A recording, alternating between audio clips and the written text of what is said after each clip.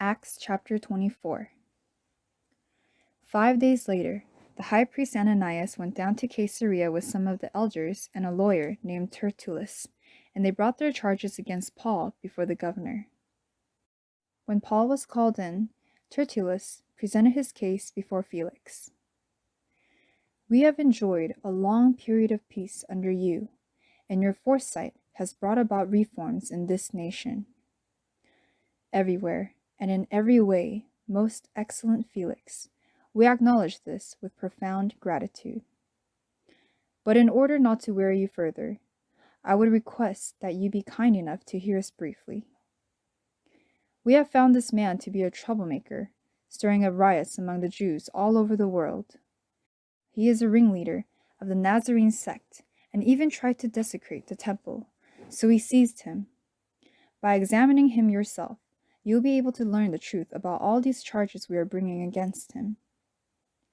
The Jews joined in the accusation, asserting that these things were true. When the governor motioned for him to speak, Paul replied, "I know that for a number of years you have been a judge over this nation, so I gladly make my defense. You can easily verify that no more than 12 days ago I went up to Jerusalem to worship.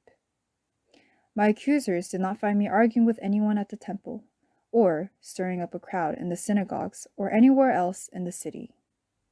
And they cannot prove to you the charges they are now making against me. However, I admit that I worship the God of our fathers as a follower of the way, which they call a sect.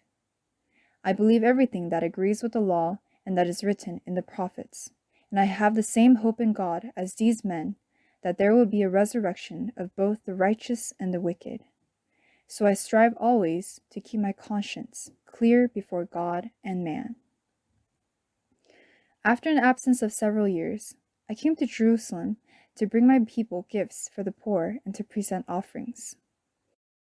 I was ceremonially clean when they found me in the temple courts doing this.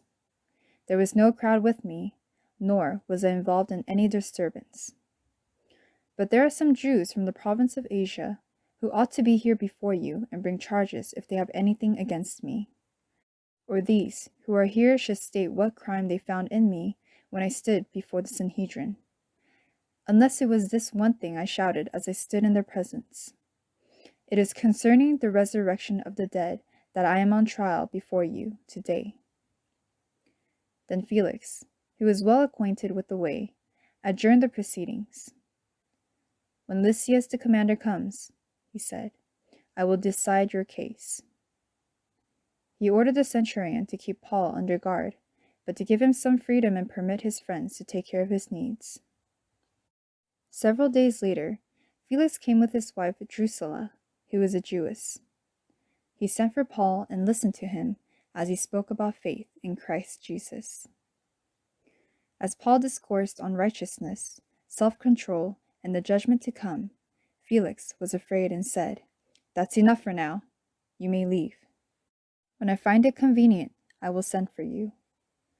At the same time, he was hoping that Paul would offer him a bribe, so he sent for him frequently and talked with him. When 2 years had passed, Felix was succeeded by Porcius Festus, but because Felix wanted to grant a favor to the Jews, he left Paul in prison.